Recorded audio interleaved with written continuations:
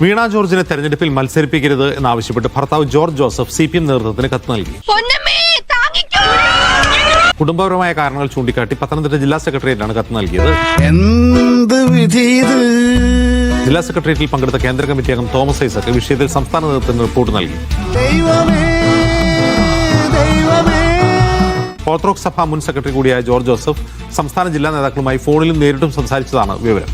ഇത്രയും ധൈര്യം ഞാൻ എന്റെ ചാൽ ശോഭരാജ്യം മാത്രമേ കണ്ടിട്ടുള്ളൂ. സെക്രട്ടേറിയറ്റ് യോഗത്തിൽ ഇതുമായി ബന്ധപ്പെട്ട ചർച്ചകൾ നടന്നു. രാജഗോപുരം അടക്കമുള്ള ജില്ലാ സെക്രട്ടറിമാർ അന്വയിപ്പിക്കാൻ ശ്രമിച്ചെങ്കിലും യാതൊരുവിധ വിട്ടുവീഴ്ചയും ഇല്ലാതെ വീണ ഈ പ്രാവശ്യം മത്സരിപ്പിക്കാനില്ല എന്ന തരത്തിലുള്ള ആവശ്യമായാണ് ജോർജ് ജോസഫ് കത്ത് നൽകിയത്.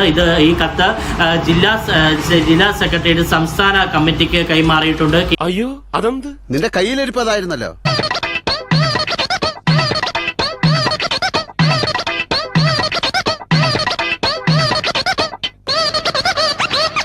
കേന്ദ്ര കമ്മിറ്റിയും അംഗവും അതുപോലെ തന്നെ ജില്ലയുടെ ചുമതലയുള്ള തോമസ് ഐസക്കാണ് സംസ്ഥാന നേതൃത്വത്തിന് കത്ത് കൈമാറിയിരിക്കുന്നത്. നീ ഉണ്ടായിരുന്നൂട്ടാ സജി നീ മാത്രം ഉണ്ടായുള്ളൂട്ടാ. നമ്മളെ വീണ്ടും സ്ഥാനാർത്ഥിയാകുന്നത് എന്നുള്ള കാര്യത്തിലും തീരുമാനമായിരുന്നു. പക്ഷേ ആ സാഹചര്യത്തിലാണ് ഭർത്താവിന്റെ ഭാഗത്തുനിന്ന് ഇനിയും വീണ മത്സരിക്കാനില്ല, മറ്റൊരാളെ കണ്ടെത്തണമെന്ന ആവശ്യവുമായി ബന്ധപ്പെട്ട് രംഗത്തെത്തിയിരിക്കുന്നത്.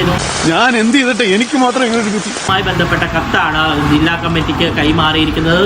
കുടുംബപരമായ പല കാരണങ്ങൾ ചൂണ്ടിക്കാട്ടിയാണ് ഈ പ്രാവശ്യം വീണ മാറി നിൽക്കുന്നു എന്ന് ഭർത്താവ് പറയുന്നത്. ഞാനൊന്ന് കിടക്കട്ടെ. സ്വാമിയെ നിന്നെ അങ്ങനെ അങ്ങ് പോയാലോ.